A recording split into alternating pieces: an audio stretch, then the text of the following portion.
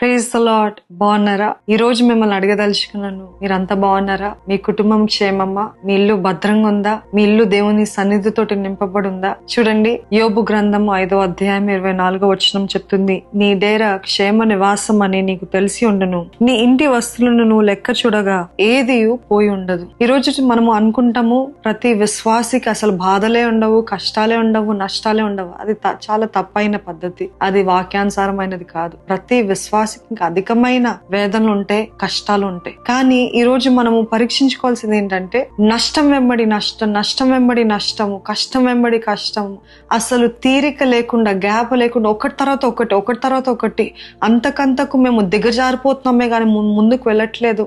మేము అడగంటిపోతున్న పరిస్థితుల్లో ఉన్నాము అని అంటే అదేం మాత్రము దేవుని కార్యము కాదు. యోబు జీవితంలో కూడా దేవుడు అనుమతించాడు, కొద్ది కాలం వరకు అనుమతించాడు, అటు తర్వాత విశ్రాంతి ఇచ్చాడు, అటు తర్వాత తిరిగి ఆశీర్వదించాడు. కానీ మీరు అంతకంతకు దిగజారుతున్నారు.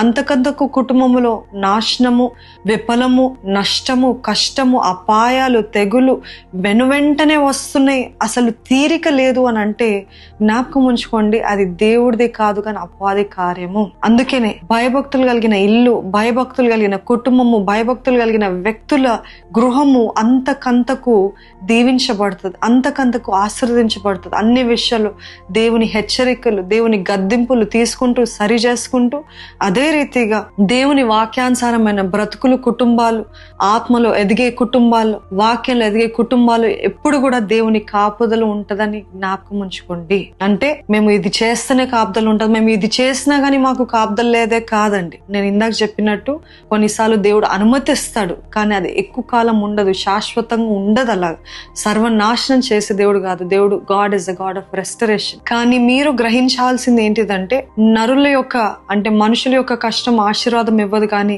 దేవుని ఆశీర్వాదమే ఒక వ్యక్తిని ఐశ్వర్యవంతునిగా చేస్తుందని జ్ఞాపకం ఉంచుకోండి. ఈ రోజు మీ కుటుంబాల్లో, మీ జీవితాల్లో, మీ ఇళ్లలో దేవుని సన్నిధి ఉందా అనేది పరీక్షించుకోండి.